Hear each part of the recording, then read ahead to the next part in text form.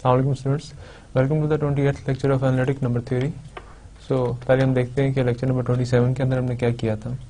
Lecture number 27 के अंदर हमने दो न्यू नोशंस इंट्रोड्यूस की थी, मल्टीप्लिकेटिव फंक्शंस की और कम्प्लीटली मल्टीप्लिकेटिव फंक्शंस की। उनका एक क्राइटेरिया किया जनरलाइज रिजल्ट था जो कि उनकी डेफिनेशन के ऊपर बेस कर रहा था इफ़ एंड ओनली इफ के साथ, कि कब एक फंक्शन जो है वो मल्टीप्लिकेटिव होगा और कब एक फंक्शन कम्प्लीटली मल्टीप्लिकेटिव होगा। फिर हमने डिरिचलेट प्रोडक्ट के साथ उनके रिलेशन निकाले कि अगर आपके पास f और g दो मल्टीप्लिकेटिव फंक्शंस हो तो क्या उनकी डिरिचलेट प्रोडक्ट जो है वो भी मल्टीप्लिकेटिव होगी। फिर इसी तरीके से इनवर्स फंक्शन जो है वो डिफाइन किया, उनका भी डिरिचलेट प्रोडक्ट के साथ देखा कि हम किस तरीके से डिरिचलेट प्रोडक्ट को यूज़ करते हुए ये बता सकते हैं कि जो इनवर्स फंक्शंस होंगे वो भी मल्टीप्लिकेटिव होंगे अगर the original function is multiplicative. और फिर इन जितने भी रिजल्ट्स थे मल्टीप्लिकेटिव फंक्शंस के और इन जनरल इनवर्स फंक्शन के, उसको कंबाइन किया दो ग्रुप्स कंस्ट्रक्ट करने के लिए। एक ग्रुप था ऑल अरिथमेटिक फंक्शंस का सच दैट के f ऑफ 1 की वैल्यू 0 के बराबर ना हो। इस ग्रुप को हमने s के साथ डिनोट किया था लास्ट लेक्चर के अंदर, और ये जो स्टारिक है ये डिनोट कर रहा था इसकी multiplication which is the Dirichlet product. और इसी तरीके से मैंने इसका एक सब ग्रुप बनाया, x ऑपरेशन इसके अंदर यही था, ये इसका सब ग्रुप था, ये नोशन सब ग्रुप के लिए ये था ऑल मल्टीप्लिकेटिव फंक्शंस।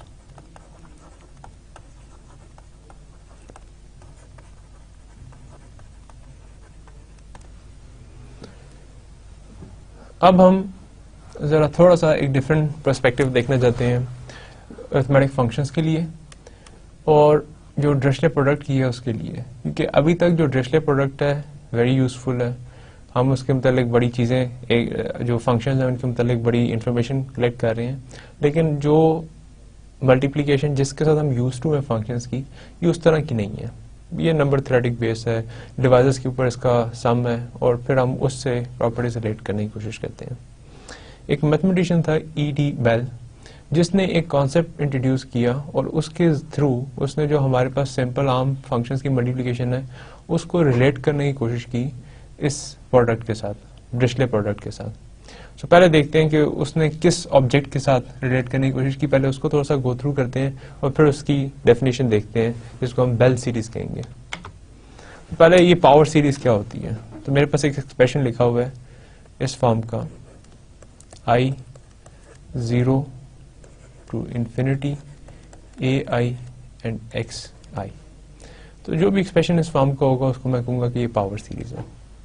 इसकी क्या फॉर्म बनेगी, सम जो है ये i पे रन कर रहा है, I 0 to infinity है, दिस मीन्स कि a0 x0 is 1 plus a1 x raised to power 1 plus a2 x square and so on. इस तरह की जितनी भी सीरीज है मैं उनको पावर सीरीज कहता हूँ। ये सीरीज आपने कैलकुलस में भी देखी है, कॉम्प्लेक्स एनालिसिस के अंदर भी देखी है, रियल एनालिसिस के अंदर भी देखी है, तो ये इससे आप फेमिलियर हैं। मिसाल के तौर पे मैं एक रिवीजन के तौर पे एक सीरीज लिखता हूँ where all A I's is 1। सारे के सारे ए जितने भी कॉन्स्टेंट्स हैं वो सारे के सारे आपने 1 लगाने हैं। तो ये सीरीज क्या बनेगी, ए i x I I from 0 to infinity, ये सारे के सारे 1 हो गए तो ये सिंपली बचा I 0 to infinity x I। इसको करते जाएं तो पहला 1 है, फिर x है, फिर x स्क्वायर है एंड सो ऑन है। और कई टेक्स्ट में आप कई कोर्सेज में इसको देख चुके होंगे कि ये बराबर है 1/1 माइनस x के। एक इसके लिए मेरे पास आर्गुमेंट ये है कि अगर आप ये सीरीज कंसिडर करें 1 plus r plus R square up to this one, तो ये एक ज्योमेट्रिक सीरीज है। ज्योमेट्रिक सीरीज है तो इसके अंदर हर जो रेशियो है दैट इज r, इसका सम बराबर आता है a/1 माइनस रेशियो के। तो रेशियो r थी, फर्स्ट टर्म 1 थी, तो ये बराबर आ जाएगा 1/1 माइनस r। अगर मैं r को रिप्लेस कर दूं x इनडिटर्मिनेट के साथ x square and so on, तो ये मेरे पास आना चाहिए first term over 1 minus what ever the ratio is x। सो ये मेरे पास ये एक्सप्रेशन आ गया। तो ये तो एक मेरे पास कैलकुलेशन के पॉइंट ऑफ व्यू से जो कि मैंने कैलकुलस में पढ़ा हुआ है कि ये सीरीज इसके बराबर होती है, इस रैशनल फंक्शन के बराबर होती है। रैशनल फंक्शन वही है जिसके न्यूमरेटर के अंदर भी पॉलिनोमियल हो और डिनोमिनेटर में भी पॉलिनोमियल हो, तो इसके डिनोमिनेटर में पॉलिनोमियल है। लेकिन मैं अब थोड़ा सा इससे डेविएट करना चाहता हूँ। ये जो हम जिस तरीके से ये निकालते हैं, अगर आप इसी डेफिनेशन को देखें तो ज्योमेट्रिक सीरीज का सम कब पॉसिबल है? ज्योमेट्रिक सीरीज का सम तब पॉसिबल है अगर रेशो लेस देन 1 हो, और अगर रेशो जो है वो ग्रेटर देन 1 हो तो हम ये नहीं कह सकते कि ये जो सम लेफ्ट साइड पे लिखा हुआ है ज्योमेट्रिक सीरीज ये बराबर आएगी 1 माइनस आर के। It's not possible. For instance एक एग्जांपल लेते हैं, 1 + 2 स्क्वायर एंड सो ऑन। आप इसे क्लेम कर दें कि जी ये बराबर होगा 1/1 - 2 रेशो थी, तो ये 1/-1 आ गया, ये -1 के। आप कहते हैं कि जी ये जो सारी पॉजिटिव टर्म्स हैं 1 + 2 + 2 स्क्वायर एंड सो ऑन, ये सारी जमा होकर आंसर -1 देती हैं। This is absurd, it's not possible. Positive terms सारी की सारी पॉजिटिव है, ये जमा होकर -1 कैसे आंसर दे सकती हैं? पहली का ही सम 1 है और पहली 2 को सम कर लें तो 3 बन जाता है, पहली 3 टर्म्स को सम कर लें तो 2 स्क्वायर + 2 = 6 + 1 7, तो पहली 3 टर्म्स का सम 7 बन जाता है। तो ये सारे का सारा सम होके -1 तो मुमकिन नहीं है। प्रॉब्लम किधर हुई कि जो आपने रेशो लगाई थी that is 2 and 2 is greater than 1, तो ग्रेटर देन 1 के लिए तो ये फार्मूला वर्क नहीं करता। तो फिर क्या करें, किस तरीके से करें? तो पावर सीरीज को हमारे पास कंसिडर करने के 2 तरीके हैं। मैं पावर सीरीज कंसिडर करूं AI XI, और सम जो भी आ रहा है, सम का एक्सप्रेशन है, वो डिपेंड करे उसकी कन्वर्जेंस या डाइवर्जेंस के ऊपर। तो ये मुझे रिपीट करने की तो जरूरत नहीं है कि आपको सीरीज की कन्वर्जेंस का पता ही होगा कि सीरीज की कन्वर्जेंस से क्या मुराद होता है। अगर उस सीरीज का सम पॉसिबल हो, दिस मीन्स कि हम कहते हैं कि सीरीज कन्वर्जेंट है, यानी कि आप x की एक वैल्यू रखें और वैल्यू रखने के बाद ये जितना भी इनफाइनाइट सम है ये एक नंबर आ जाए, तो मैं कहूँगा कि ये कन्वर्जेंट सीरीज है। और अगर x की कोई वैल्यू रखने से ये सम ना आ सके तो मैं कहूँगा डाइवर्जेंट सीरीज है। सो सीरीज की कन्वर्जेंस और डाइवर्जेंस मेरे पास इसका मतलब ये है। तो अब तो मैंने एक सीरीज लिखी, ये AI XI पावर सीरीज है, मैं उसका सम देखना चाहता हूँ कि बराबर किसी एक्सप्रेशन के बराबर आएगी, तो वो डिपेंड कर रही है उसकी कन्वर्जेंस और डाइवर्जेंस के ऊपर। मिसाल के तौर पे लास्ट जो है 1 + x + x² बराबर 1 - x के आएगा, इसका मतलब है कि ये कन्वर्ट्स करेगा विद दिस कंडीशन कि x mod is less than 1। Negative value भी लगा दें, कोई फर्क नहीं पड़ता, पॉजिटिव भी लगा दें, लेकिन रहनी 1 से कम चाहिए। ये इंटरवल बनेगा -1 से लेके 1 तक।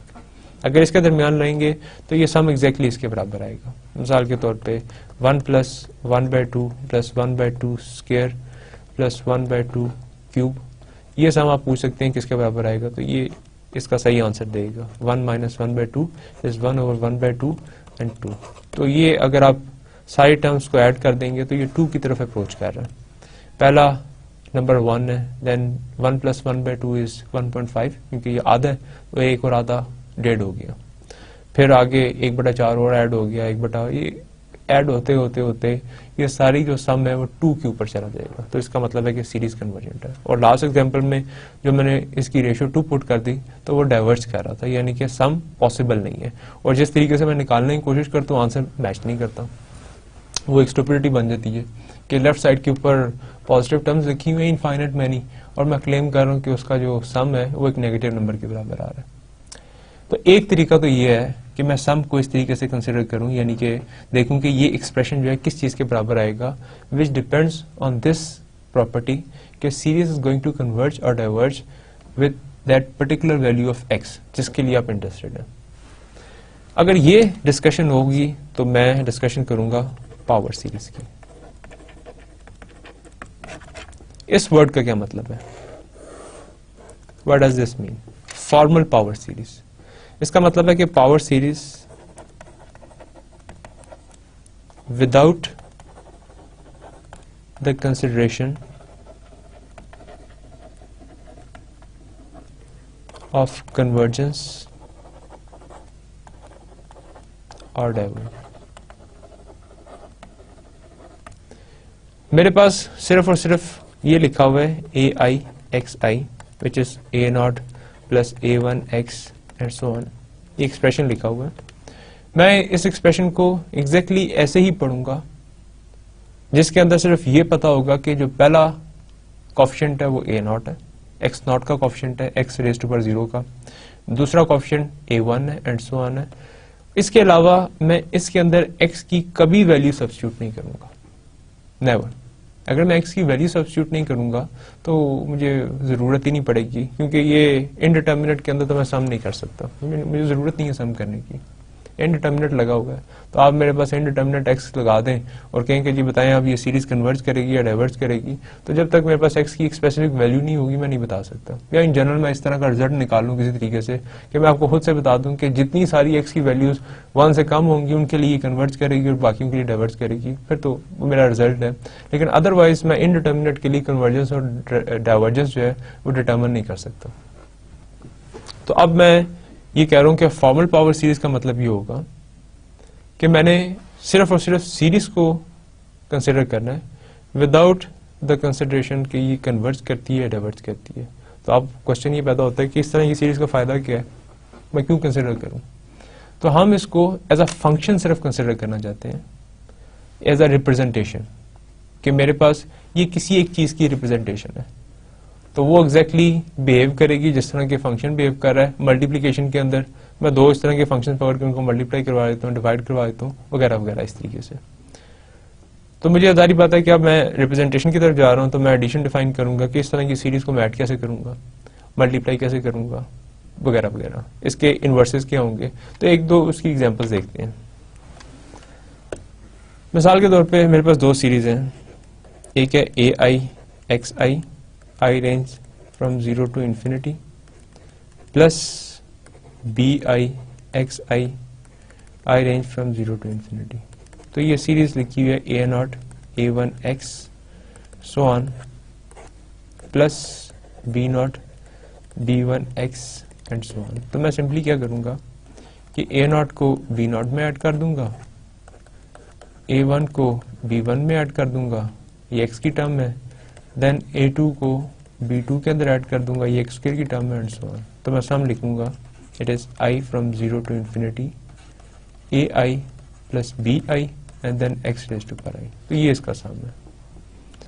इसी तरीके से मैं क्वेश्चन ये पूछ सकता हूँ कि इस तरह की दो सीरीज मेरे पास गिवन हो ए आई एक्स आई, इसको मैं मल्टीप्लाई करूंगा अगर दूसरी सीरीज के साथ i0 to infinity b i x i, तो वो मल्टीप्लीकेशन कैसे होगी। तो मैं लिख लेता हूँ a nought a one x plus a2 x square and so on into B nought plus b one x and so on. तो अब ये ए नॉट इन सबसे मल्टीप्लाई होगा। अब मैं मल्टीप्लीकेशन के अंदर सिर्फ ये डिटरमिन करता हूँ कि वो कौन सी टर्म्स होंगी जो कांस्टेंट होंगी। तो ए नॉट सिर्फ इस टर्म के साथ कांस्टेंट देगी, बाकी इधर हर जगह एक्स लगा हुआ है, इधर हर जगह एक्स लगा हुआ है। तो ए नॉट और बी नॉट पहली टर्म आ गई। अब मैं वो सारी की सारी टर्म्स निकालता हूँ जो x की कोएफिशिएंट्स होंगे। तो अगर a नॉट इस b1 से मल्टीप्लाई हो तो x की टर्म आ गई a नॉट b1, और अगर ये a1 b नॉट के साथ मल्टीप्लाई हो तो एक x की टर्म आएगी। उसके अलावा x की टर्म नहीं आ सकती, क्योंकि अगर आप इसको अगली से करेंगे तो इधर स्क्वायर पड़ा हुआ है b2 x स्क्वायर, और अगर इसको इधर से करेंगे तो बड़ा हुआ है, और अगर a1 को b1 से करेंगे फिर भी x into x x square बन जाएगा। तो x की सिर्फ ये टर्म है।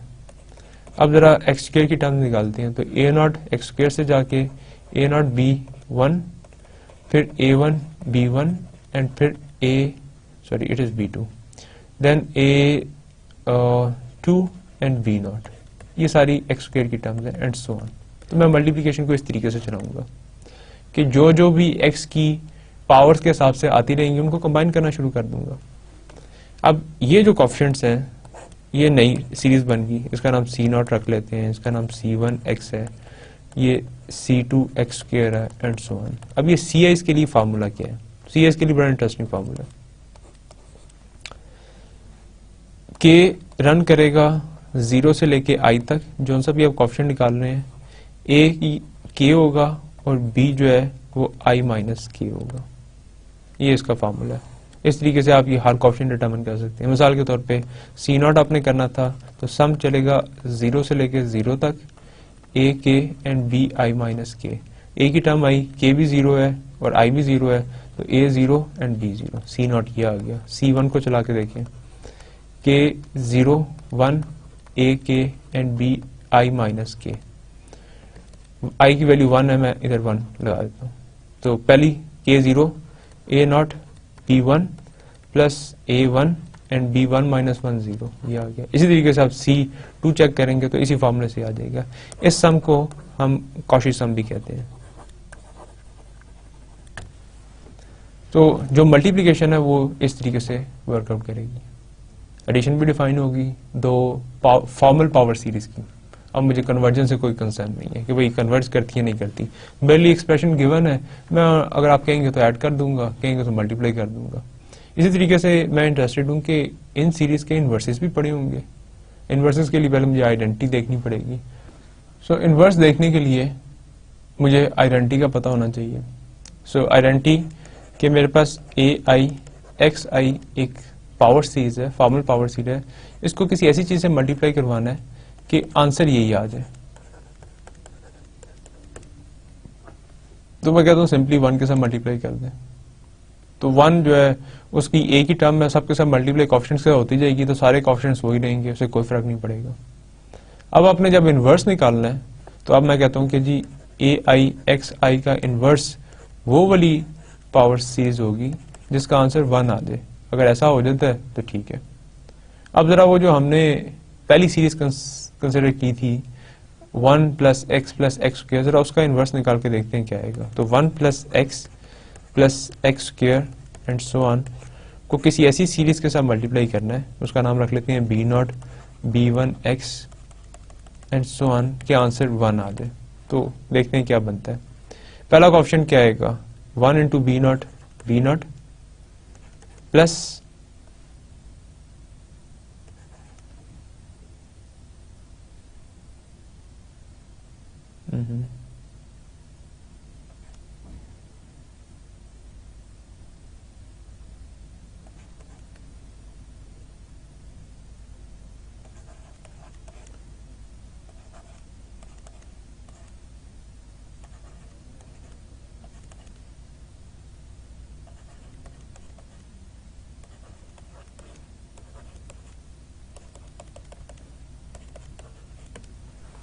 सो हमारे पास जो फर्स्ट टर्म है इसका कोएफिशिएंट इसके साथ मल्टीप्लाई हुआ तो बी नॉट आ गया।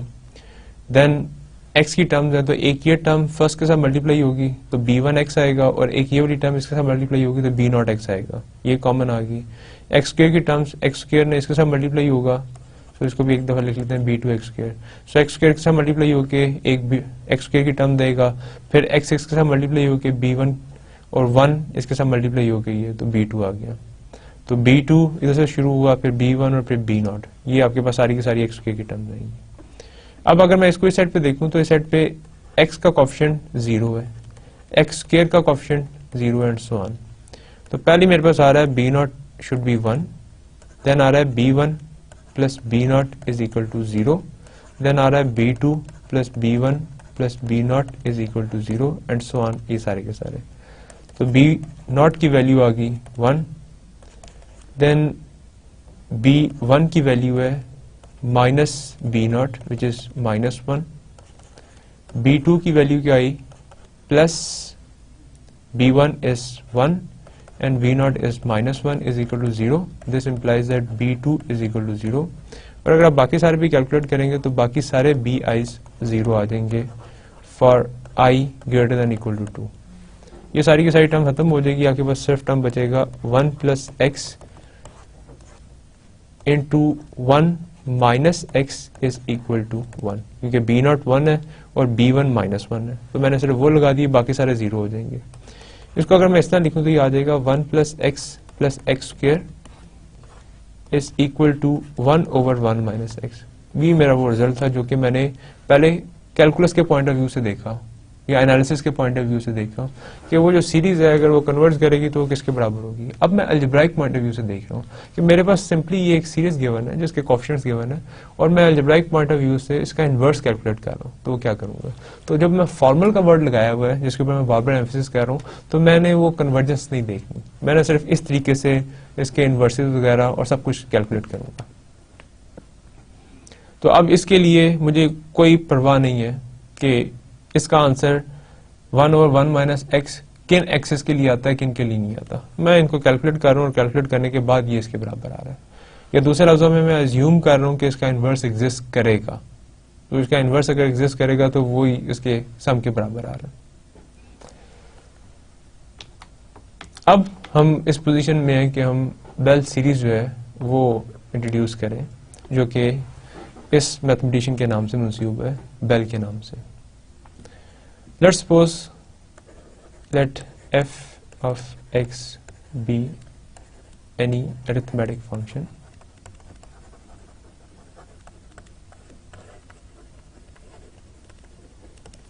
then मैं f p of x define करता हूँ। p for some prime is I 0 to infinity f p of pi into xi। इस एक्सप्रेशन को मैं कैलकुलेट करूंगा और मैं कहूंगा कि ये f of x के साथ एसोसिएटेड एक सीरीज है for any prime p। Prime p आप कोई भी रख लें, मैं रखना सिर्फ प्राइम ही मैंने, तो उसके लिए मैं ये सीरीज डिफाइन कर रहा हूँ। सो इधर मुझे बेसिकली ये लगाने की जरूरत नहीं है, ये सिर्फ इस नोशन के साथ पैरेलल है, लेकिन अगर मैं इधर ये ना भी लगाऊं तो मुझे इससे कोई फर्क नहीं पड़ता। कुछ एग्जांपल्स देखते हैं इसकी कि ये सीरीज निकलती क्या है। मैं एग्जांपल कंसिडर करता हूं, f ऑफ x को कंसिडर कर लेते हैं Mobius function mu of x। ये आपको पता है डिफाइन है। सो ये आपके पास -1 की पावर k देगा अगर n जो है वो p1 अल्फा 1 से लेके p के अल्फा k हो और अल्फा 1 अल्फा 2 ये सारे के सारे 1 हो, तो जितने आपके पास डिफरेंट प्राइम्स हैं ये उनकी पावर आ जाएगा एंड 0 अदरवाइज। अब आपने निकालनी है Bell series of Mobius function, तो it is I 0 to infinity mu of pi and xi। एक दफा इसको एक्सपेंड कर लेते हैं, सम के ऊपर चला लेते हैं। पहले आपके पास वैल्यू आएगी mu of P not x not x raised to power 0, so it's also p raised to power 0 plus mu of p and x plus mu of p square and x square and so on, ये चलता जा रहा है। It is mu of 1 and x raised to power 0 is also 1 plus mu p x plus mu p square x square and so on। mu of 1 की value क्या है? It is 1 defined है, ये मुझे पहले पता है, मैंने इसकी डेफिनेशन डिफाइन की थी कि 1 के लिए ये 1 होगी और उसे बाकियों के लिए इस तरह देखूंगा। mu of p की वैल्यू क्या आएगी? p की प्राइमरी डिकम्पोजिशन क्या होगी? a की प्राइम पकड़ा हो, उसकी प्राइमरी डिकम्पोजिशन वही प्राइम आ जाएगा। पावर उसकी कितनी है? 1 है, तो कितने प्राइम्स थे? टोटल एक प्राइम है, तो इधर k की वैल्यू 1 आ गई, तो ये आपके पास आ जाएगा -1 और x आ गया प्लस आगे p की पावर चल रही है। p की पावर्स p स्क्वायर लिखा हुआ है, इसकी प्राइमरी डिकम्पोजिशन क्या होगी? p स्क्वायर, सिंपली a की प्राइम की पावर है। और पावर जो है मोबियस फंक्शन का आंसर लेने के लिए नॉन जीरो, पावर सारी की सारी 1 होनी चाहिए। p स्क्वायर की पावर 2 होगी, यानी कि अल्फा 1 की वैल्यू ही 2 होगी। ये दूसरी केस में फॉल कर जाएगा, 0 हो गया। म्यू ऑफ p3 क्या होगा? अगेन 0, पावर उसकी 1 से बढ़ गई है। p4 p5 p6, इसका मतलब है कि जितनी p से आगे पावर्स पड़ी हुई हैं p स्क्वायर से आगे, वो सारी के सारे पे मोबियस फंक्शन ने 0 देना है, बाकी सारे का सारा ऐसा 0 हो गया, बाकी सिर्फ बचा 1 minus x। So this is the Bell series mu p of x associated at some p। तो ये इसकी बेल सीरीज है 1 माइनस एक्स। और कोई फंक्शन देखते हैं उसकी बेल सीरीज निकालते हैं। सो हम कंसिडर करते हैं आलर फी फंक्शन को।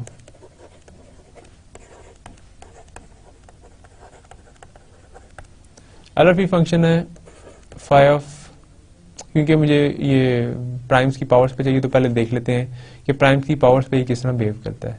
सो phi of P K is P K minus P raise to power K minus 1। ये मैं इसको पहले से डिस्कस कर चुका हूँ, ये हम प्रूव कर चुके हैं। अब मैंने बेल सीरीज निकालनी है आलर फी फंक्शन की at some prime p. By definition ये बराबर होगी i varies from 0 to infinity phi of p raise to power i into x raise to power i. तो ये बनेगा आपके पास phi of p 0 x 0 phi of p x phi of p x square and so on. तो ये आपके पास बन गया phi of 1 which is 1 and पहली टर्म 1 आ गई। देन फाई ऑफ पी का आंसर आपके पास क्या आ रहा है? So this is P square. So phi of P का आंसर आपके पास आ रहा है p माइनस 1 इंटू एक्स।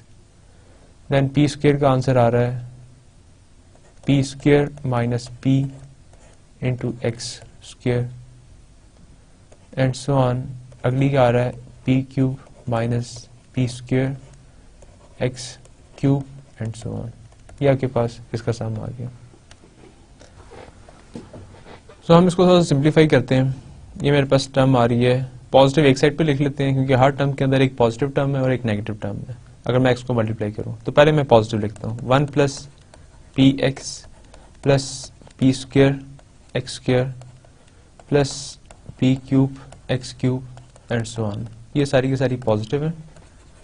और नेगेटिव के अंदर मैं नेगेटिव कॉमन निकाल लेता हूं। तो पहली नेगेटिव टर्म थी एक्स, फिर थी पी एक्स स्क्वायर, देन थी P square X cube and so on. तो मैंने इसी से 200 में स्प्लिट कर लिया। इसके अंदर से अगर आप एक वैल्यू ऑफ एक्स कॉमन निकाल लें तो आपके पास बाकी क्या बचेगा 1 plus P x, so it was plus P square x square and so on. तो ये टर्म और एग्जैक्टली ये टर्म सेम है। अगर आप इस पूरी टर्म को कॉमन निकाल लें P x plus P square x square and so on, तो पहले से में आपको बचा 1 और इसमें बचा x। तो ये आपके पास आ गया। अब ये जो है इसके लिए मैं वही रिजल्ट फिर यूज कर सकता हूं कि ये लिखा हुआ है i 0 to infinity p i x i, ये टर्म ये लिखी हुई है। और अभी मैंने आपको ये कैलकुलेट करके दिखाया है कि summation X I 0 to infinity जो है ये बराबर आती है 1/1 माइनस एक्स के। उस हिसाब से अगर i 0 to infinity P x की पावर आई हो तो वो किसके बराबर आएगी? वो बराबर आएगी 1/1 माइनस पी एक्स के, क्योंकि मैंने x को रिप्लेस कर दी है पी एक्स से। तो ये भी हमने प्रूफ किया। अब जो हमारे पास सम आ रहा है वो ये आ रहा है, इसको दोबारा लिख लेता हूँ कि इसकी जो सीरीज आ रही है वो बराबर आ रही है 1 minus x into i 0 to infinity p i x i. तो इसको मैं इस तरह लिख सकता हूँ 1 minus x I 0 to infinity P x की power i. It is 1 minus x 1 minus p x. This implies 5p of x is equal to 1 minus x over 1 minus px। तो ये बेल सीरीज है of Euler phi function की।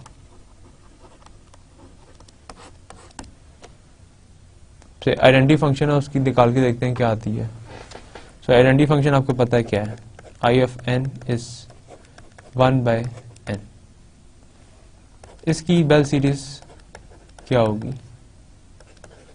a, so I from 0 to infinity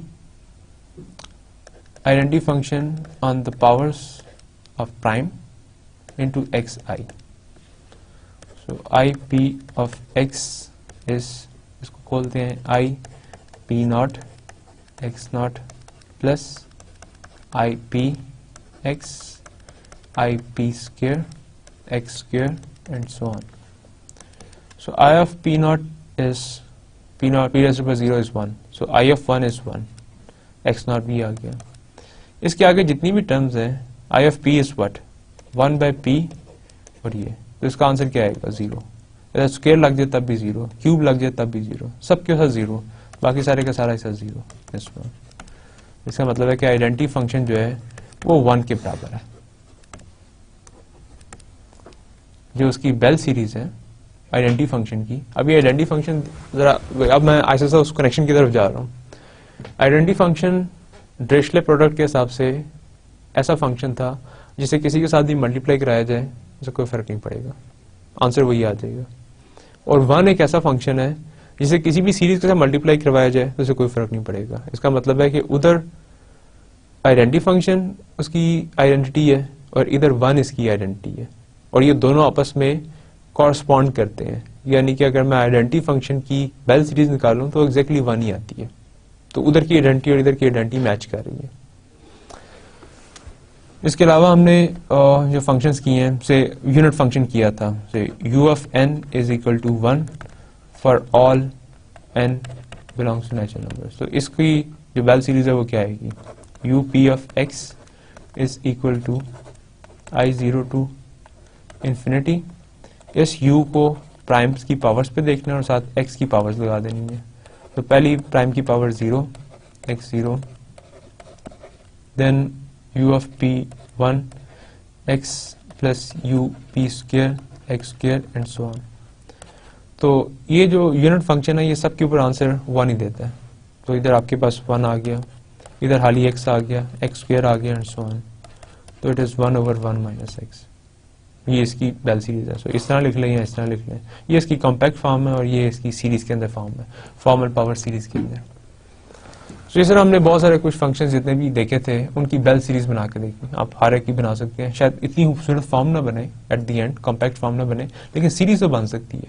क्योंकि अगर एक function defined है सारे के सारे नेचुरल नंबर्स के लिए तो वो पर्टिकुलरली प्राइम की पावर्स के लिए भी डिफाइंड है. और किसी भी बेल सीरीज को निकालने के लिए मेरे पास ये वाली चीज इंपॉर्टेंट है. ये xi तो फिक्स होगा, सम भी ऐसे ही है. अंदर जो फंक्शन है वो प्राइम्स की पावर्स पे कैलकुलेट होना चाहिए. तो फंक्शन वेल डिफाइंड होगा पहले से ही सारे के सारे नंबर्स के लिए, नेचुरल नंबर्स के लिए. अगर नेचुरल नंबर्स के लिए तो प्राइम नंबर्स भी तो उन्हीं के अंदर से ही है, तो इनके ऊपर भी वेल डिफाइंड होगा. तो इस तरीके से मैं सबकी जो बेल सीरीज है वो एटलीस्ट निकाल सकता हूँ. अब बेल सीरीज का मैं कनेक्शन बनाना चाहता हूँ तो पहले मैं देखता हूँ कि क्या बेल सीरीज वेल डिफाइंड है, चेंज तो नहीं हो जाती. एक पकड़ा हुआ फंक्शन तो 2 आ जाए. तो उसके लिए हमारे पास एक छोटा सा रिजल्ट है जिसे हम यूनिकनेस थ्योरम कहेंगे कि f एंड g भी multiplicative function, then f is equal to g if and only if कि उनकी बेल सीरीज जो है वो बराबर हो फॉर ऑल प्राइम्स. अगर उनकी बेल सीरीज सारे प्राइम्स के लिए बराबर है तो फंक्शन भी एग्जैक्टली बराबर होंगे, उनमें कोई शक नहीं हो, कोई फर्क नहीं होगा. सो सपोज आप कर लें कि f and g are multiplicative functions.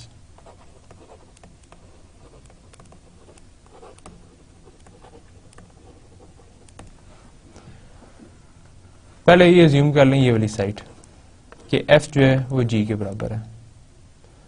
If f is equal to g, then f of p I should be equal to g of p I for all p raised to power i. क्योंकि ये function ही बराबर है तो function बराबर का मतलब ये है कि इनकी रिप्रेजेंटेशन ही सेम लिखी हुई है.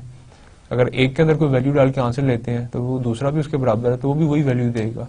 तो मैंने जो नंबर इनपुट दे रहा हूँ वो प्राइम्स की पावर्स दे रहा हूँ. तो अगर प्राइम्स की पावर पे f एक खास आंसर देता है तो g को भी वही आंसर देना पड़ेगा, अदरवाइज ये दोनों बराबर नहीं हो सकते. अगर ये दोनों बराबर हो गए हैं तो इनसे बनने वाली सीरीज क्या बराबर होंगी. इधर i0 टू इंफिनिटी लगा देता हूँ. f of p i x i ये बराबर होगा i0 to infinity g of p i and x i. कि दो आपके पास जो सीरीज है वो कब बराबर होंगी, अगर उसकी हर x का जो कॉफिशिएंट है वो दूसरे के x के कॉफिशिएंट के बराबर हो जाए। तो मेरे पास कॉफिशिएंट्स मैंने पहले बराबर कर लिए और अब उनकी बेस पे सीरीज बना रहा हूँ। तो ये क्या लिखा हुआ है, ये F P of X Bell series लिखी हुई है एफ ऑफ एक्स की, और ये लिखी हुई है G P of X Bell series लिखी हुई है उसकी। तो पहला मैंने सही ये प्रूव कर दिया कि अगर एफ और जी दो एग्जैक्टली सेम फंक्शंस हो तो उनकी बेल सीरीज सेम बनेगी, और इसके अंदर प्राइम जो है उसके ऊपर कोई रिस्ट्रिक्शन नहीं है, it can be any prime.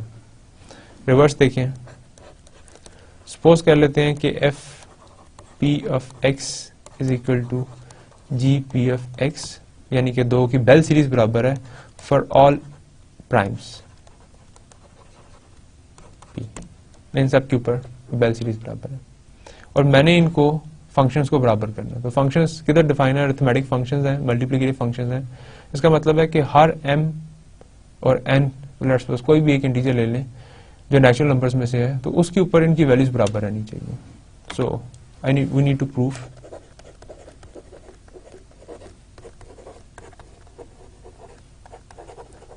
that f of n is equal to g of n for all n belongs to natural numbers, क्योंकि f आपने और g अरिथमेटिक फंक्शन दिए हैं, तो f डिफाइन हो रहा है n से समवेयर, g भी डिफाइन हो रहा है n से समवेयर। दो फंक्शंस बराबर कब होंगे कि भाई उसकी जितनी डोमेन है उसके अंदर जितने एलिमेंट्स हैं उन सब के ऊपर वो बराबर हो, यूनिक हो जाए। मैं ये प्रूफ करना चाहता हूँ, और गिवन ये था कि इनकी जो अरिथमेटिक सीरीज है, जो इनकी बेल सीरीज है वो बराबर है। सो ये गिवन है f P of x is equal to G P of x. अगर मैं इसको लिख लूँ डेफिनेशन, तो i zero to infinity f of p i x i बराबर है i of zero infinity g of p i x i के। दो सीरीज कब बराबर होंगी, अगर उनके कोएफिशिएंट्स बराबर हों। एफ ऑफ पी आई बराबर है जी ऑफ पी आई के फॉर ऑल प्राइम्स पी। आपने ये प्रूव करना है कि कोई भी आप n पकड़े तो उसके ऊपर f का आंसर और g का आंसर सेम रहता है। Let n belongs to n any arbitrary natural number and then write the primary decomposition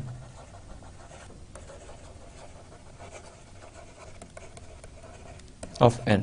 Say it is p1 alpha 1 up to pr alpha r. ये इसकी प्राइमरी डिकम्पोजिशन है। मैं f apply करता हूं इसके ऊपर, इसका आंसर आएगा p1 alpha 1 up to pr alpha r। pi सारे के सारे डिस्टिंक्ट प्राइम है। f गिवन है मल्टीप्लिकेटिव फंक्शन। मल्टीप्लिकेटिव फंक्शन की डेफिनेशन ये है कि अगर वो रिलेटिवली प्राइम नंबर्स की प्रोडक्ट पे अप्लाई किया जाए तो सेपरेट हो जाता है। इसका मतलब है कि ये बराबर होगा p1 अल्फा 1 के, p2 अल्फा 2 के up to pr alpha r के। ये इनके ऊपर स्प्लिट हो जाएगा अलग से। ऊपर आप ये क्लेम कर रहे हैं कि f की अगर एक प्राइम की कोई भी पावर ली हो तो वो g ऑफ pi के बराबर है। इसका मतलब है कि ये बराबर है g ऑफ p1 अल्फा 1 के, ये बराबर है g ऑफ p2 अल्फा 2 के up to g of pr alpha r के। g मल्टीप्लिकेटिव था, कंबाइन कर दें फिर, ये बराबर है g ऑफ n के। तो मैंने प्रूव कर दिया कि f ऑफ n बराबर है g ऑफ n के for all n belongs to natural numbers. तो अगर उनकी बेल सीरीज सारे प्राइम्स के लिए बराबर है तो उन फंक्शंस को एग्जैक्टली सेम होना पड़ेगा। तो ये यूनिकनेस थ्योरम है सिर्फ मल्टीप्लिकेटिव फंक्शंस के लिए, क्योंकि इसके अंदर मैंने इसकी मल्टीप्लिकेशन यहाँ इधर यूज की है। अदरवाइज मैं एफ ऑफ एन को हर जी ऑफ एन के बराबर नहीं कर सकता। तो मल्टीप्लिकेटिव फंक्शंस के लिए मेरे पास ये रिजल्ट आ गया कि बेल सीरीज के बराबर होने का मतलब है फंक्शन बराबर है, लेकिन इन जनरल नहीं। हो सकता है कि किसी एक प्राइम के लिए तो उनकी दोनों की बेल सीरीज बराबर आ रही हो, लेकिन ओरिजिनल फंक्शंस बाकी नंबर्स के ऊपर डिफरेंटली बिहेव कर रहे हैं। It's possible. ये रिजल्ट का मतलब यही है कि वो दूसरी पॉसिबिलिटी को हम रूल आउट नहीं कर सकते। तो हम अगर मल्टीप्लिकेटिव फंक्शंस में है तो फिर ये बड़ा वेल बिहेव्ड है। अब हम नेक्स्ट चलते हैं इसका रिलेशन डिस्कस करने के लिए जो इन दोनों के दरमियान है, डिरिचलेट सीरीज के दरमियान और बेल सीरीज के दरमियान। उस जाने से पहले मैं कंप्लीटली मल्टीप्लिकेटिव फंक्शंस के बारे में एक थोड़ा सा एक रिमार्क है सिर्फ कि उनकी बेल सीरीज कैसी होंगी, क्या वो ज्यादा इंटरेस्टिंग तो नहीं है।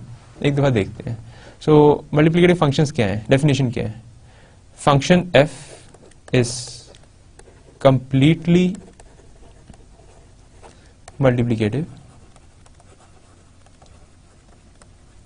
if and only if f of p alpha is equal to f of p power alpha for all, जितने भी p हैं, जितने आप इसके अंदर लगा सकते हैं उन सब के लिए ये ट्रू होगा कि अगर प्राइम की पावर लिखी हुई है तो उसके ऊपर भी स्प्लिट हो जाएगा, वो कंप्लीटली मल्टीप्लिकेटिव फंक्शन है। सपोज आपके पास f एक कंप्लीटली मल्टीप्लिकेटिव फंक्शन गिवन है,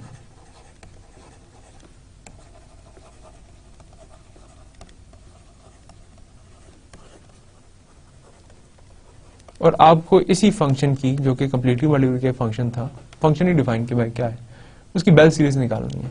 सो बेल सीरीज की डेफिनेशन लिख लेते हैं, f P of x is equal to i zero to infinity f on the powers of primes and x i. इस ऐसे के ऊपर मैं इसकी ये प्रॉपर्टी अप्लाई कर देता हूं। This means it is I 0 to infinity f of p power I and x I, और इसको ऐसे लिख लेता हूँ I 0 to infinity f of p into x की होल पावर I। ये किसके बराबर होगा? मेरा क्लेम है ये बराबर होगा 1/1 minus f of p into x के। क्यों?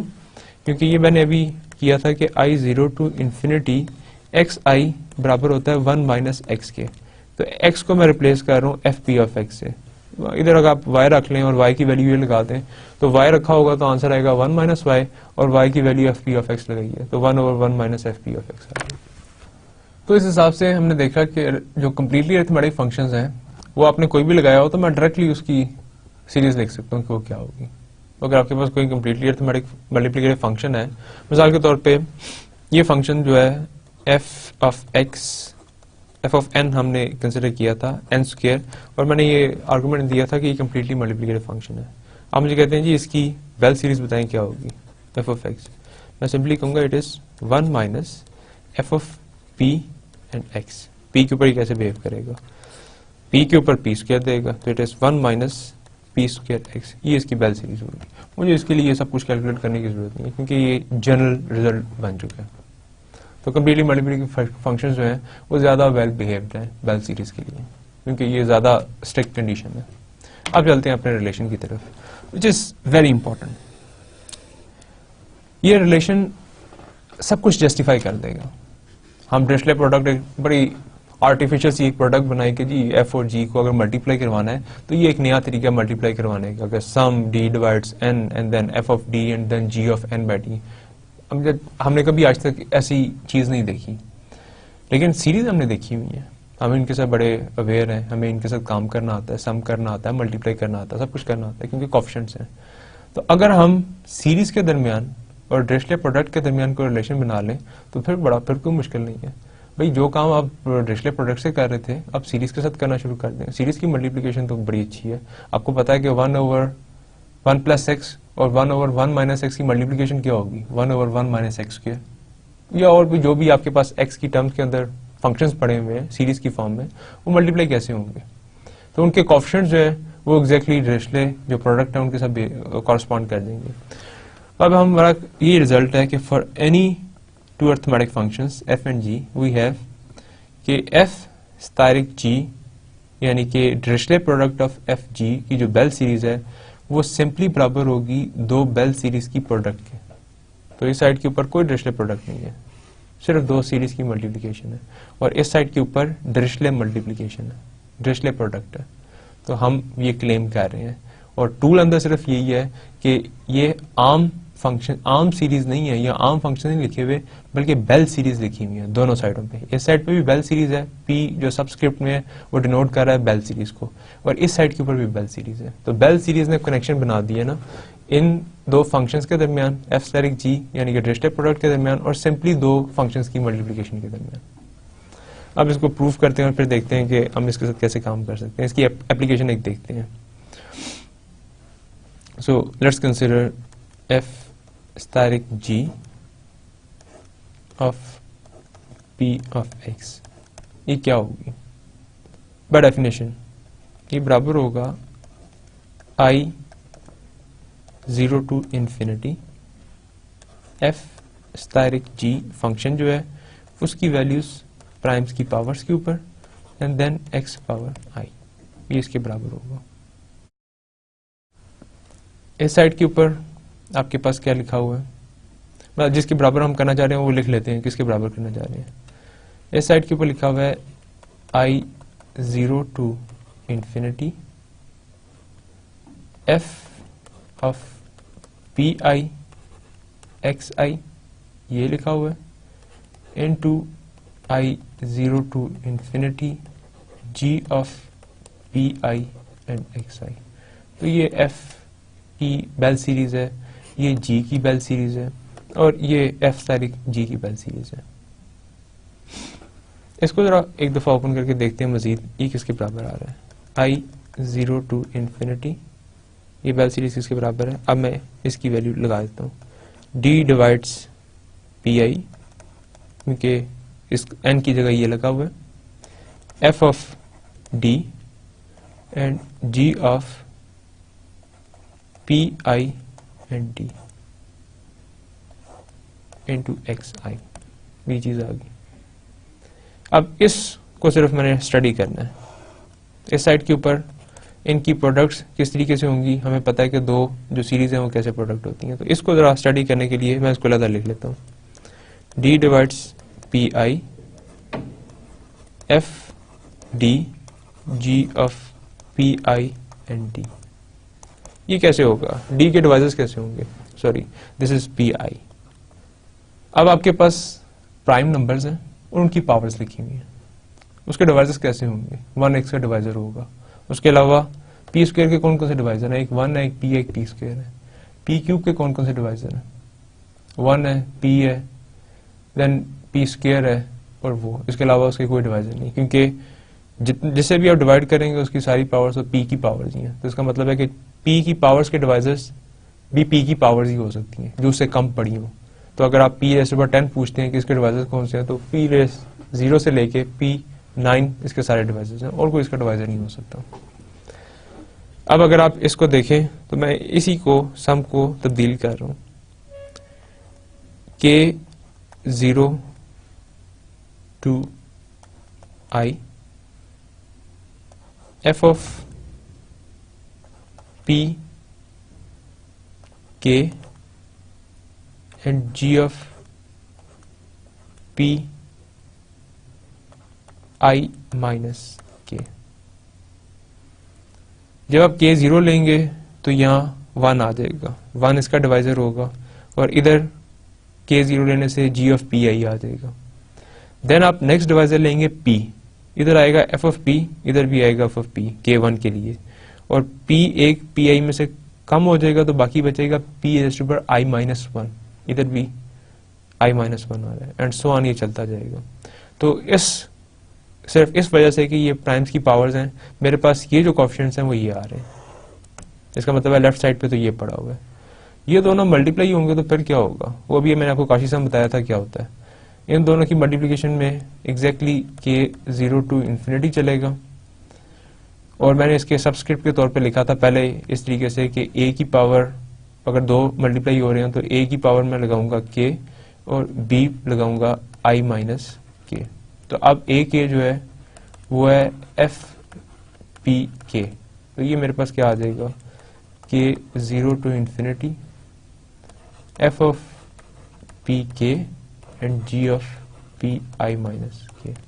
इस साइड के ऊपर जो कोएफिशिएंट बनेंगे वो भी यही बनेंगे इन दोनों सीरीज के मल्टीप्लिकेशन के बाद, और इस साइड पे भी यही बन रहे हैं। दोनों सीरीज के कोएफिशिएंट बराबर हो गए, इसका मतलब है कि ये दोनों सीरीज बराबर होंगे, यही हम प्रूव करना चाहते हैं। दिस मीन्स कि रिलेशन बन गया एक ड्रेसले प्रोडक्ट के अंदर और दो सिंपल सीरीज की मल्टीप्लिकेशन के अंदर।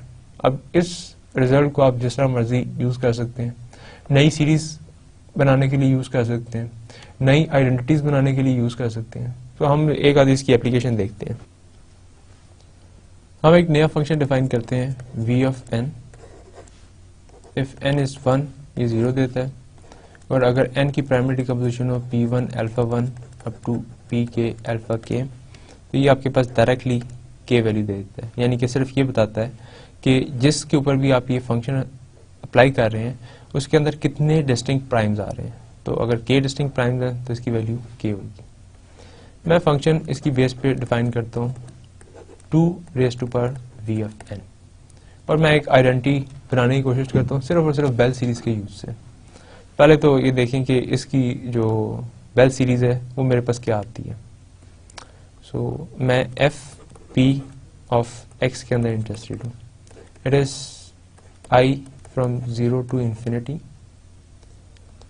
f at the powers pi and xi।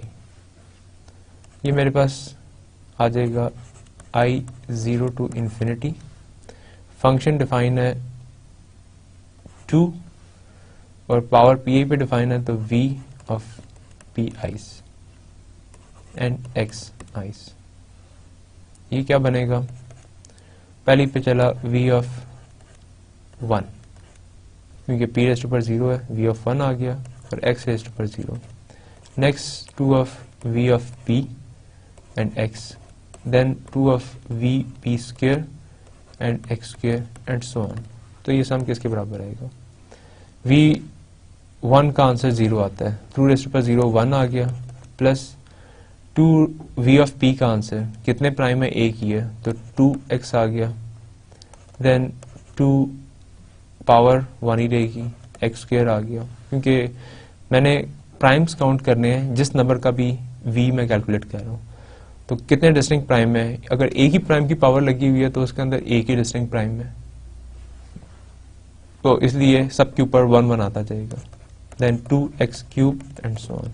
मैं इसको सिंप्लीफाई करता हूँ, 1 प्लस इधर से 2x कॉमन निकाल लेता हूँ, बाकी बचेगा 1 plus x square and so on. मेरे पास आ गया 1 plus 2x into 1 over 1 minus x. LCM ले लेते हैं, 1 माइनस एक्स, इधर आया 1 minus x plus 2x, so answer is 1 plus x over 1 minus x. तो ये इस फंक्शन की बेल सीरीज आ रही है, 1 plus x over 1 minus x. अब हम रिकग्नाइज करने की कोशिश करते हैं कि क्या 1 माइनस एक्स किसी की बेल सीरीज बन रही थी, क्या 1 प्लस एक्स किसी की बेल सीरीज बन रही थी। तो इस बेल सीरीज को भी उसकी फॉर्म में लिख देते हैं। तो मेरे पास रिजल्ट आ गया F P of X, where के एफ ऑफ एक्स जो है वो 2 raise to power V of X था। इसकी जो बेल सीरीज है वो बराबर आ रही है 1 plus x over 1 minus x के। मैं लिखता हूँ म्यू स्क्वायर ऑफ एन और म्यू स्क्वायर ऑफ एन की बेल सीरीज बनाता हूँ। तो mu P of x is I 0 to infinity, mu P so is mu of P ice and x ice, और इसका स्क्वायर है क्योंकि मैं स्क्वायर की बना रहा हूँ। So it is mu square p raise to power 0 1 x 0 plus mu square p x plus mu square p x square and so on. ये आपके पास 1 आ गया।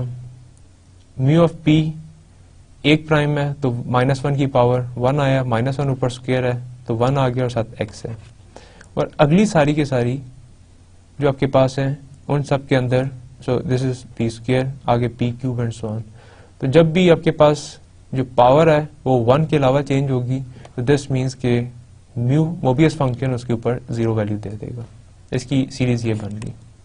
इसका मतलब है कि मैं इसको इस तरह लिख सकता हूँ F P of x into 1 plus X into 1 over 1 minus X. ये मैंने पहले निकाली हुई है। ये U P of x unit function की सीरीज है और ये म्यू पी ऑफ एक्स यानी कि 1 प्लस एक्स की सीरीज है। तो मेरे पास ये जो एफ पी ऑफ एक्स लिखा हुआ है ये लिखा हुआ है square mu P square of x multiply by U P of x. अब जो पिछला रिजल्ट है वो ये कहता है कि ये बराबर होना चाहिए इन दोनों की ड्रिशले प्रोडक्ट के। So it is mu square asterisk u. तो मैंने एक रिजल्ट बना लिया कि f बराबर होगा म्यू स्टेरिक ऑफ u के। पिछला रिजल्ट सिंपली अप्लाई किया। अगर मैं ये लिख लूँ तो इस साइड पे लिखा हुआ है 2 raise to power v of n is equal to d divide n mu square of d and u of n by d। तो 2 raise to power v n is equal to mu square of d मेरे पास वैसे ही आ गया, मुझे इसका नहीं पता, और इसने हर एक वैल्यू पे 1 देना है, तो मैंने ये एक आइडेंटिटी बना ली सिर्फ और सिर्फ पिछले थ्योरम के यूज से। तो ये एक इंटरेस्टिंग रिजल्ट है। अगर आप मुझे वैसे दें v ऑफ n, ये लिखा हुआ है v ऑफ n, और कहें कि जी बताएं 2 raise to power v of n की कोई आइडेंटिटी बना सकते हैं, तो शायद ये इतना डायरेक्ट नहीं है इसको निकालना। लेकिन मेरा टूल सिर्फ और सिर्फ ये था कि मैंने इस फंक्शन को जिन फंक्शंस के अंदर स्प्लिट कर लिया, क्या वो किसी ना किसी की सीरीज थी या नहीं, सिंपली वो लगाया और उसके बाद ये रिजल्ट अप्लाई कर दिया कि वो बेल सीरीज होगी उस फंक्शन की। फंक्शन जो है वो मेरे पास इस तरीके से आ रहे हैं कि मल्टीप्लिकेटिव हैं, तो उनकी बेल सीरीज और उनके ओरिजिनल फंक्शंस जो हैं वो कॉरस्पॉन्ड करेंगे, उसकी बेस पे मैंने डायरेक्टली ये रिजल्ट लिख दिया। अब हमारा जो लास्ट टॉपिक है वो छोटी सी कुछ डेफिनेशंस हैं अरिथमेटिक फंक्शंस के डेरिवेटिव्स की। तो मैं डिफाइन करता हूँ डेरिवेटिव ऑफ अरिथमेटिक फंक्शन। तो इस डेरिवेटिव का एग्जैक्टली वो मतलब नहीं है जो कि हम कैलकुलस में रहते हैं कि it is the rate of change और द स्लोप ऑफ टेंजेंट।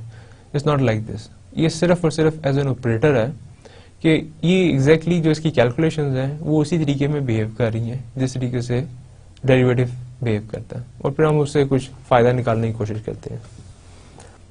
तो डेफिनेशन देखिए इसकी, for any arithmetic function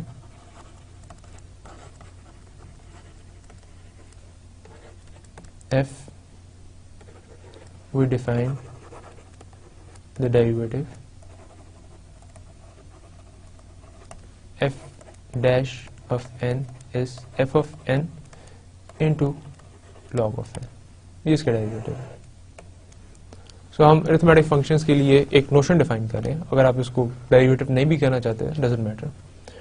F dash of n एक ऑपरेटर है जो कि आपने अरिथमेटिक फंक्शन में अप्लाई की है और वो इसके बराबर है F of n into log of n के।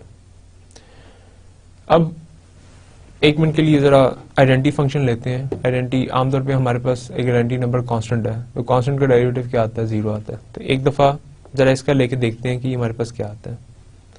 सो आइडेंटिटी फंक्शन का डेरिवेटिव किसके बराबर होगा? It should be equal to I of n into log of n. अब ये देखते हैं, कैलकुलेट करते हैं। एन की वैल्यू अगर 1 हो तो ये 1 देगा, लेकिन ये 0 देगा। और एन की आप कोई और वैल्यू लगाएं तो ये 0 देना शुरू कर देगा और जो मर्जी दे। इसका मतलब है कि आई डैश ऑफ एन ने रहना 0 ही है।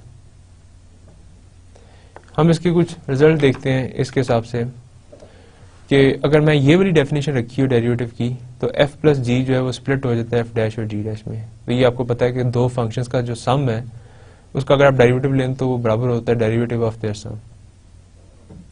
सम of their derivatives.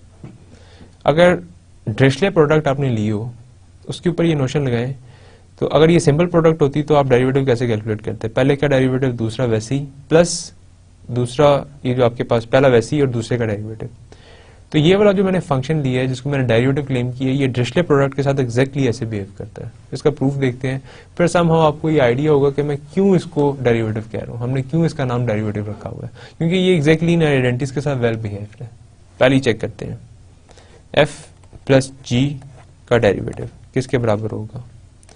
f plus g of n into log of n। तो इसको मैं इस तरीके से कह सकता हूँ कि it is f of n plus g of n, ये आ गया आपके पास, और इंटू लॉग ऑफ n है। इसको मल्टीप्लाई कर दें तो it is f of n into log of n plus g of n into log of n। ये एग्जैक्टली डेफिनेशन है इसके डेरिवेटिव की, और ये डेफिनेशन है इसके डेरिवेटिव की। ये सिंपल है, तो ये वाली बिल्कुल सिंपल है। ये जरा देखें, ये इंटरेस्टिंग है। हम प्रूफ ये करना चाहते हैं कि ड्रिशले प्रोडक्ट अगर हो दो अरिथमेटिक फंक्शंस की, तो ये बिल्कुल वर्क करेगा डेरिवेटिव की तरह। सो इससे स्टार्ट करते हैं, एफ स्टैटिक जी का डेरिवेटिव। सो इसको सिंपली लिख लेते हैं, इसकी definition f static g of n वैसे ही आ गया और साथ लॉग ऑफ एन आना। इसकी डेफिनेशन हम अप्लाई कर लेते हैं, it is d divides n f of d and g of n by d and then log of n. ये आपके पास आ गया। लॉग ऑफ एन को मैं इस तरह लिख सकता हूँ, log of d into n by d. ये लॉग ऑफ एन लिखा हुआ है, डी डी से कैंसिल हो जाएगा, बाकी लॉग बचेगा। लेकिन आप इसे दो नंबर्स की प्रोडक्ट में लिख दिए। अब लॉग जो है उसकी प्रॉपर्टी है कि अगर वो प्रोडक्ट में हो तो उसको स्प्लिट किया जा सकता है। It is log of d plus log of n by d. ये आ गया, तो मैं इधर इसको स्प्लिट कर देता हूँ। It is d divides n f of d g of n by d, और इधर मेरे पास इसकी जगह आ गया log of d plus log of n by d. ये इसके साथ मल्टीप्लाई होगा तो एक्सप्रेशन क्या बनेंगे, d divides n f of d g of n by d and it will be log of d plus d divides n f of d into ji of n d and log of n by d. ये आपके पास आ गया। इस log d को इस d के साथ combine कर दें, d divides n f of d and log of d। ये इकट्ठा लिख दिया और साथ g of n by d अलग आ गया, प्लस d डिवाइड्स n, इसके साथ ये दोनों इकट्ठे ऑलरेडी लिखे हुए हैं तो f d और इनको अलग लिख लें, g n d and log n d। तो इनके ऊपर डेफिनेशन अप्लाई कर लें, जो डेरिवेटिव की डेफिनेशन है। तो ये आ जाएगा d divides n f derivative of d, ये इसकी डेफिनेशन है, और g n d आ गया, प्लस d डिवाइड्स n ये f d, और ये इसकी डेफिनेशन लिखी हुई है। लॉगरिथम अगर लग जाए तो वो डेरिवेटिव बन जाता है, जो हमने डेफिनेशन दी है। ये वो वाला डेरिवेटिव नहीं है, बार बार मैं कह रहा हूँ। सो आपके पास ये एक्सप्रेशन आ गया। ये आपके पास f और g की, एफ स्टैटिक जी की डिरिचलेट प्रोडक्ट लिखी हुई है, प्लस ये एफ स्टैटिक जी डैश की डिरिचलेट प्रोडक्ट लिखी हुई है। तो ये इसके बराबर आ गया, जो हमारा रिजल्ट कंक्लूड करता है। सो इसके साथ ही हम आज का जो लेक्चर है उसको कंक्लूड करते हैं। इसकी कुछ हम एप्लीकेशंस करेंगे नेक्स्ट लेक्चर के अंदर। सो हमने सबसे पहले आज ये समझने की कोशिश की कि पावर सीरीज के अंदर और फॉर्मल पावर सीरीज के अंदर क्या डिफरेंस है। फिर हमने कहा कि जो बेल सीरीज है उसकी हमारी जो अंडरस्टैंडिंग है वो as a formal power series है, not as a power series. तो मेरा जब मैं बेल सीरीज लिखी हुई है तो मेरा कन्वर्जेंस और डाइवर्जेंस से कोई कंसर्न नहीं है। मेरा कंसर्न सिर्फ और सिर्फ उनकी रिप्रेजेंटेशन से है कि वो कैसे फंक्शंस बनते हैं, उनसे क्या मैं आइडेंटिटीज जनरेट कर सकता हूँ या दो फंक्शंस के अंदर जो रिलेशन है डेवलप कर सकता हूँ या नहीं कर सकता। मेरा कंसर्न सिर्फ इतना है। फिर बेल सीरीज और जो हमने पहले से डिरिचलेट प्रोडक्ट बनाई हुई थी उनके दरमियान एक रिलेशन डेवलप किया। इस बेल सीरीज को अप्लाई करके मैंने एक फंक्शन बनाया 2n और देखा कि वो बराबर आता है d divides n mu square of d। Even आपको ये मैं बता भी दूं कि ये फंक्शन इसके बराबर है, तो जरा सोचिएगा कि इसको आप कैसे प्रूव करेंगे। आपके पास मोबियस फंक्शन की डेफिनेशन भी है, v ऑफ n की डेफिनेशन भी है, आपके पास ये कुछ नहीं पड़ा हुआ, बेल सीरीज नहीं पड़ी हुई, डिरिचलेट प्रोडक्ट नहीं पड़ी हुई। इसको जरा सोचिएगा कि किस तरीके से करेंगे। इतना मुश्किल हो जाएगा कि शायद आप इसको किसी तरीके से जस्टिफाई ना कर सके। और कई ऐसी आइडेंटिटीज हैं। नेक्स्ट लेक्चर के अंदर ये जो लास्ट लिखी हुई है सीलबर्ग आइडेंटिटी हम करेंगे। ये देखते से आपको कभी भी समझ नहीं आएगी क्या है, लेकिन जो हमारा तरीकाकार है डिरिचलेट प्रोडक्ट का, बेल सीरीज का, इससे ये बड़ी सिंपल हो जाएगी। तो बेसिकली ये जो हमारे पास ये सारी टूल्स हैं ये उन अरिथमेटिक फंक्शंस के आपस में रिलेशंस को समझने के लिए कि एक अरिथमेटिक फंक्शन का दूसरे अरिथमेटिक फंक्शन से क्या रिलेशन है। तो इधर आपके पास आपको नजर आ रहा है कि जो 2 की पावर्स हैं उसका मोबियस स्क्वायर से एक रिलेशन है, उसके डिवाइजर्स पे चल के सम करके एग्जैक्टली ये फंक्शन दे देता है। फिर हमने एक टर्म डिफाइन की है डेरिवेटिव ऑफ अरिथमेटिक फंक्शंस। इसकी जो मैं एप्लीकेशन है ये नेक्स्ट टाइम करूंगा, सीलबर्ग आइडेंटिटी। सीलबर्ग आइडेंटिटी बड़ी इंपॉर्टेंट आइडेंटिटी है जो कि प्राइम नंबर थ्योरम की सिंप्लीफिकेशन के अंदर यूज हुई है। प्राइम नंबर थ्योरम हम डिस्कस करेंगे नेक्स्ट लेक्चर में और फिर देखेंगे कि इसका क्या फायदा है। Thank you very much for your attention.